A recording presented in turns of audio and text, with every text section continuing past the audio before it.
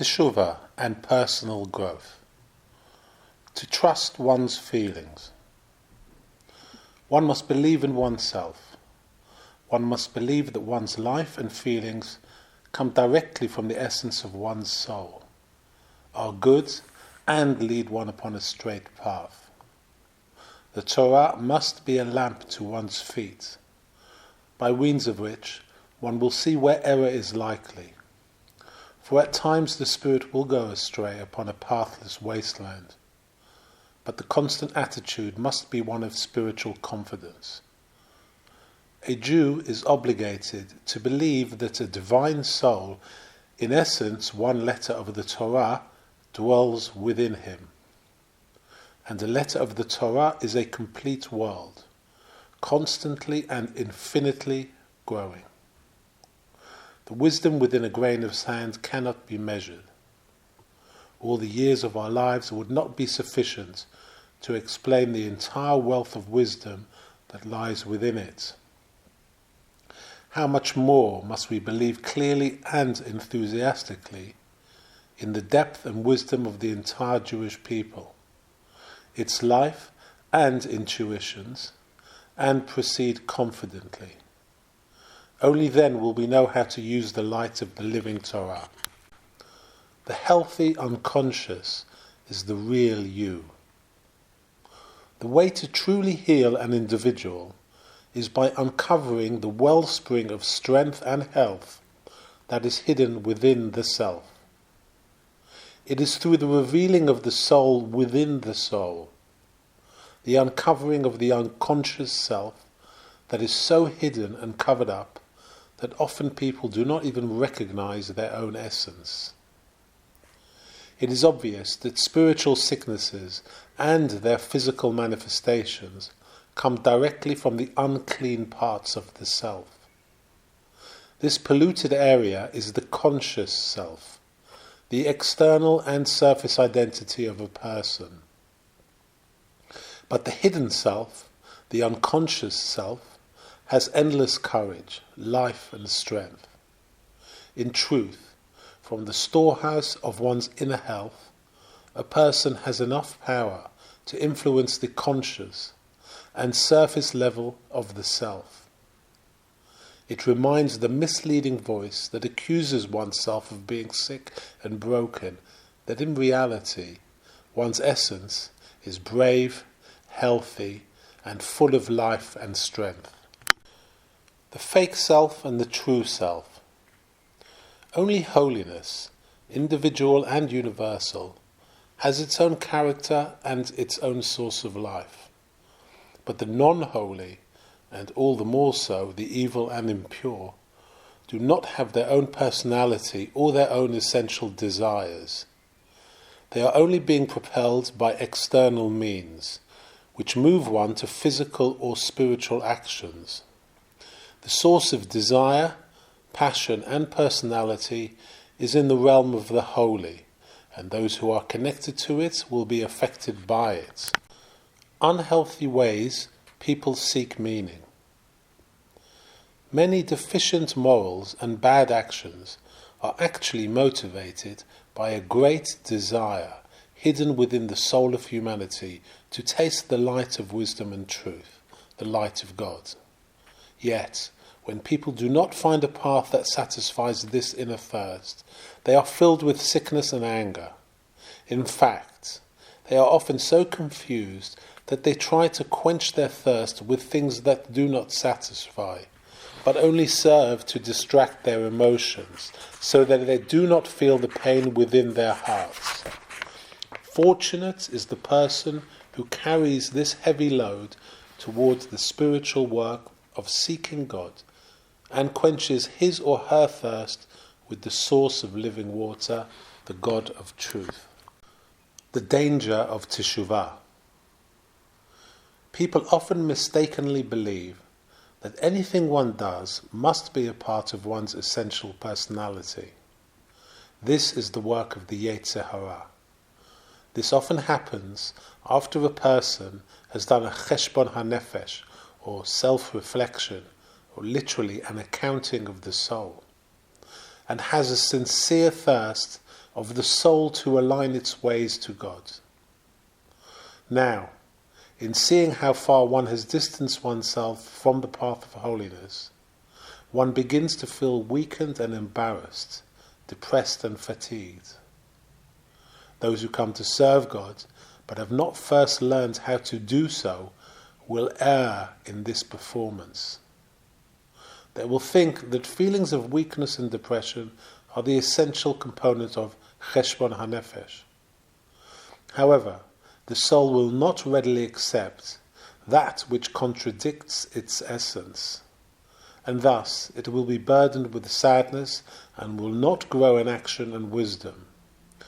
Concerning this it is said, "The efforts of fools exhaust them. They do not know how to get to the city," from Kohelet 10:15. Therefore, it is important to learn and investigate the nature of personal growth according to the depths of our sages' words, as well as the logical minds that God gave us. The purpose of spiritual growth. The purpose of all personal growth is to put each and every power, potential, and talent in its correct place, and not to confuse their natural order, thereby preventing their expression. God made both people and the world inherently good, providing them with all of the tools necessary to improve the body and the soul.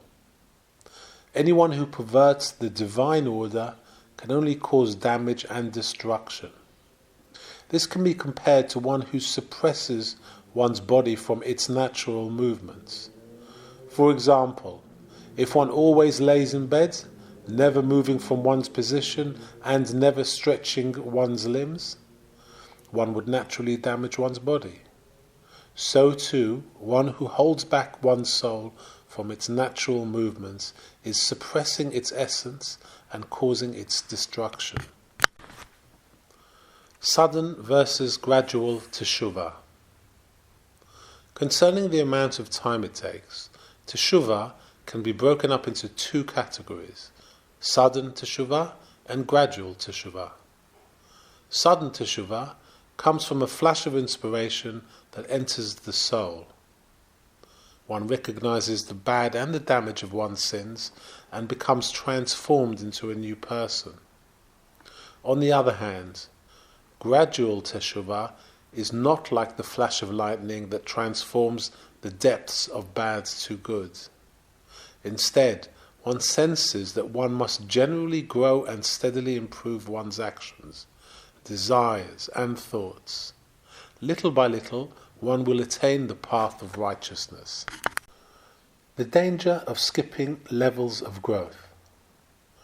In every stage of growth, there is a treasure of holiness. When one tries to skip levels, one loses out on the holy wisdom of the earlier stages. One will thus not really comprehend the higher level one skipped to because of this deficiency in one's knowledge and understanding.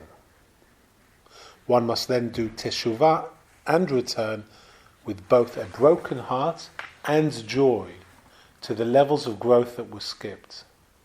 Nevertheless, one should never forget the inspiration gained in the higher levels.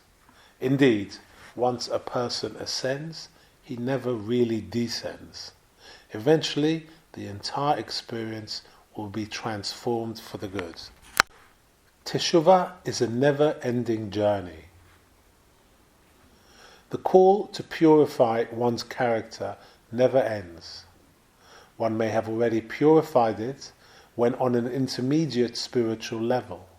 However, after growing further, new mysteries of life that have never yet been exposed emerge from the depths of chaos for one to refine and clarify. There are holy people who never cease growing. They go mechayil el chayil, from strength to strength, always engaged in practical repentance, of which purifying and refining one's character is a vital ingredient. Focus on what you can fix. Whatever one is able to fix, one should focus on and not neglect to correct it. However, what one is unable to fix, one should not focus on constantly, fulfilling the verse from Mishlei, chapter 12, verse 25. The worry in one's heart should be cast out. One should be involved in transforming one's soul and the world at large to the best of one's ability. And through this, one will bring about the fulfillment of the verse, and he quotes from Mishlei 16, verse 3. Commit to God in your actions, and he will establish your plans. Rest for the sake of work. There are times when a person must learn to relax the mind and not be worried by the obligations of mitzvot and learning. One must give oneself some rest in order that one's soul will grow at its own pace and travel on its own inner journey. Only after this type of Shabbat rest will the soul find strength to resume its growth with an even greater energy. All of the detailed mitzvot will then be fulfilled with freshness, drawing energy from the source of life. The art of relaxation. There is a type of commitment to work that destroys all of one's spiritual powers. On the other hand, there is a type of relaxation that fills the inner world of a person with holiness and strength. This is the secret of silence. Specific Teshuvah versus general Teshuvah. There is a type of Teshuvah that is focused on a specific mistake. One thinks about a certain fault and is pained by it. The soul struggles until it can eventually rise up and be liberated from the chains of this sin. Then there is another type of Teshuvah that is general and unspecified. No particular mistakes of the past take hold of one's mind and heart. Rather, one feels the general sense of sadness and the burden of countless mistakes. One feels as if God's light does not shine upon one's life, and one lacks inner confidence. The heart is numb, the mind slow, and one is ashamed of oneself. With this embittered emotion, Teshuvah begins. The knowledge that Teshuvah can heal oneself brings a feeling of relief. One begins, in a broad and general way, to become a better person. Awareness the need of mistakes to distinguish between good and bad. When doing one makes the decision, one must carefully clarify the essence of good one's actions and the essence of emotions, in order that one's regret and upheaval one should not be directed only towards the bad due to a new awareness of one's mistakes, and with the very same as long as one is surrounded by negative distance oneself from evil, one is naturally one must take the good that exists within that evil and encourage it. Indeed, sometimes one is not conscious of them at all. Teshuvah will be a positive power perceive oneself that completely transforms all sins to merit. Once the voice of morality has been awakened, one's soul becomes more conscious of itself and is aware of all of its faults. One can begin to experience a great anxiety due to this lack of perfection. One must realize that this new consciousness and anxiety are the clearest signs that one is on the path of growth. Therefore, this guilt should be a source of encouragement. Sadness that inspires self-improvement. The despair that enters one's heart is a sign of the pangs of one's conscience. It comes from a deep desire for self-improvement and holiness. Therefore, the very sadness itself should be reassuring. One should not fear it. Instead, one should confront one's mistakes with both courage and tranquility. A broken spirit proves you've grown. Sometimes one can become depressed and allow bitterness over one's mistakes and the decline of one's personal moral standards to prevent one from even lifting one's head to study Torah or perform mitzvot, let alone to do these things with any type of joy or fulfillment. One must realize that this very feeling of a broken spirit is a proof that one is at this moment a Baal Teshuvah Gamor, or a person of outstanding growth. If so, one has already reached a new level of growth. Thus, one can have peace of mind and return to a state of happiness, immersing oneself in good deeds with a content heart. Looking at one's mistakes with joy. One must understand the profound nature of Teshuvah. Teshuvah should shine so powerfully that remembering a sin actually awakens a feeling of profound joy. Joy comes from the knowledge that by doing Teshuvah, one gives value and purpose to one's past mistakes. To reinterpret one's sins. When one does Teshuvah ba'ahava, with love for God, from one's innermost being, one begins to understand how everything that one did in the past was truly good and beneficial. When one tries to transform one's sins into merits, one does not create them anew, but instead recovers and reinterprets their essence.